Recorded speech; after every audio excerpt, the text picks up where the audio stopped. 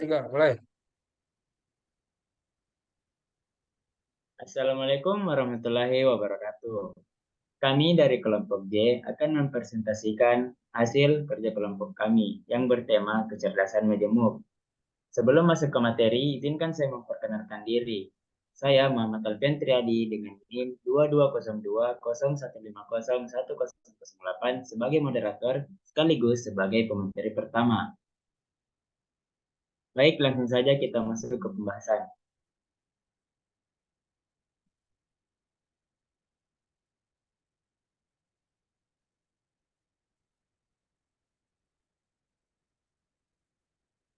Yang pertama, apa sih itu kecerdasan majemuk? Kami di sini mengambil menurut pengertian menurut para ahli. Para ahli pertama yaitu Howard Gardner mengatakan paling tidak ada 8 jenis kecerdasan, yaitu kecerdasan verbal linguistik, logis matematis, visual spasial, kinestetik, musik, intrapribadi, antar pribadi, dan naturalis. Kemudian dikembangkan lagi oleh Thomas Armstrong yang mengatakan bahwa tiap anak dilahirkan dengan membawa potensi yang memungkinkan mereka jadi cerdas. Tiap anak membawa sifat alami berupa rasa ingin tahu, daya eksplorasi, vitalitas, spontanitas, dan fleksibilitas. Nah, menurut umum, dalam buku Armstrong mengatakan bahwa kecerdasan adalah kemampuan untuk memecahkan masalah dan membuat suatu produk yang bermanfaat bagi kehidupan.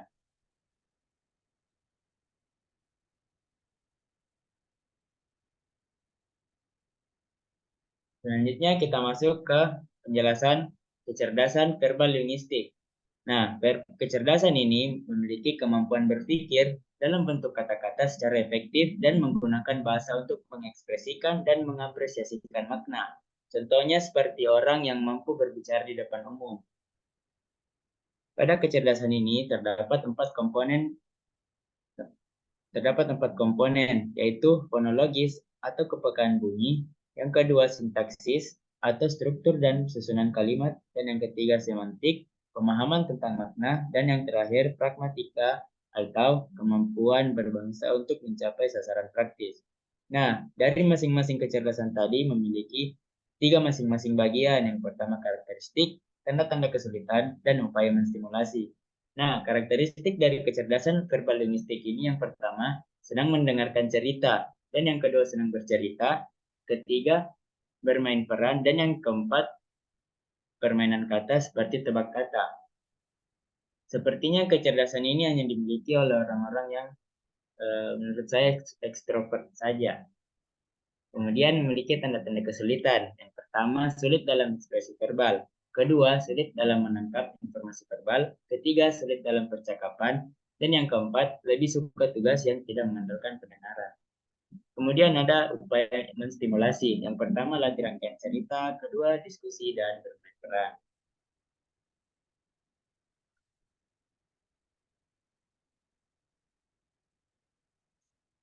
Nah, yang kedua, ada kecerdasan logis matematis, yaitu kemampuan menggunakan angka secara efektif dan penalaran secara baik. Kecerdasan logis matematis mencakup perhitungan matematis, berpikir logis, pemecahan masalah, pertimbangan deduktif dan induktif, serta ketajaman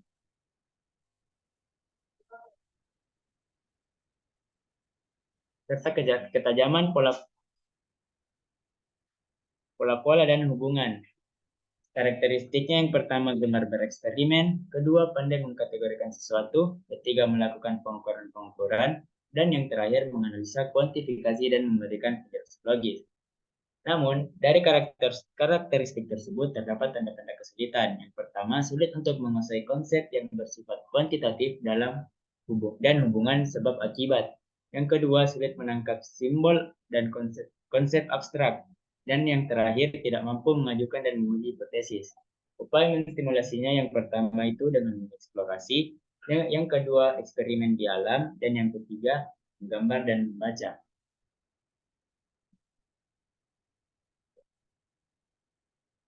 Nah, yang ketiga adalah kecerdasan visual spasial, yaitu kemampuan berpikir secara visual, imajinatif, dan kreatif, khususnya terhadap objek tiga dimensi. Nah, kecerdasan ini meliputi kemampuan mengenali objek dari sudut pandang yang berbeda.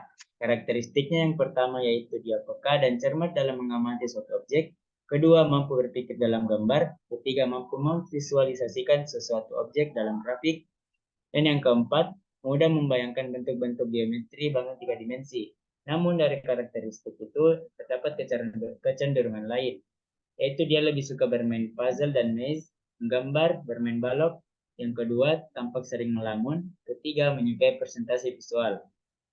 Upaya menstimulasinya yaitu menggambar atau melukis, bisa juga menyanyi ataupun membuat prakarya.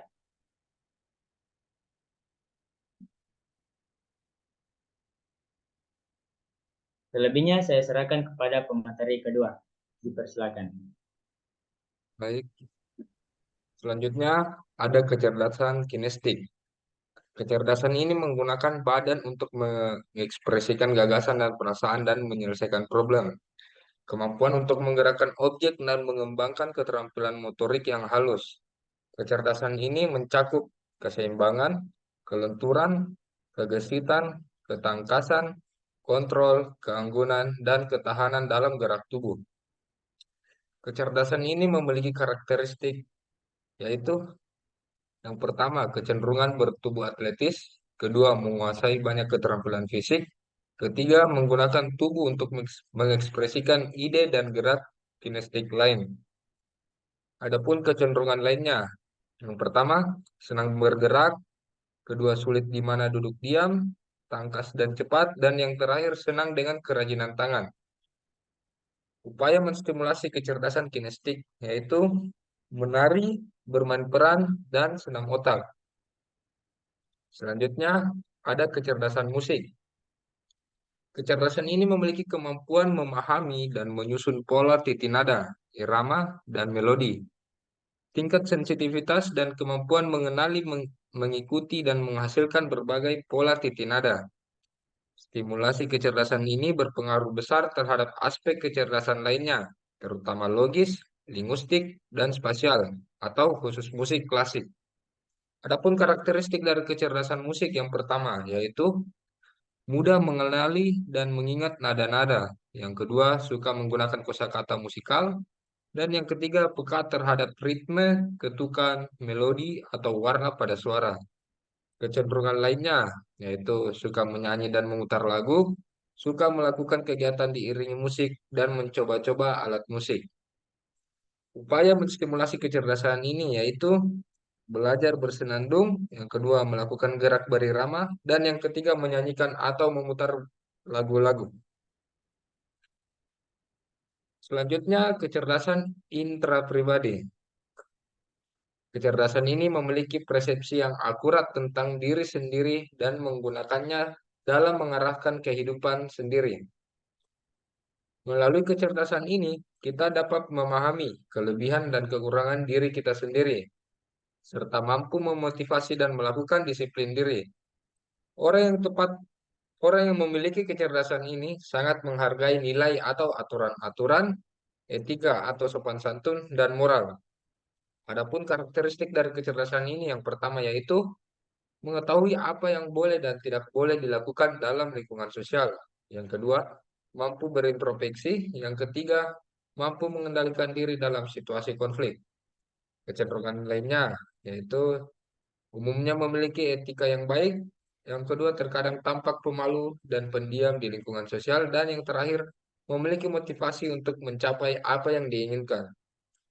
Upaya menstimulasi kecerdasan ini. Pertama, praktik meditasi yang dapat membantu untuk mengembangkan kesadaran diri. Dan yang terakhir, menetapkan tujuan pribadi menghadapi tantangan yang dapat memotivasi diri. Next, kecerdasan antar pribadi. Kecerdasan ini mengacu pada kemampuan individu atau berinteraksi, berkomunikasi, dan berhubungan dengan orang lain dengan baik. Ini mencakup semua pemahaman tentang perasaan, motivasi, dan tujuan orang lain. Berikut adalah karakteristik dari kecerdasan antar pribadi. Yang pertama, memiliki kemampuan untuk memimpin dalam organisasi. Kedua, dapat bekerja sama dengan baik dalam tim. Ketiga, berkomunikasi secara efektif, baik dalam hal berbicara maupun mendengarkan.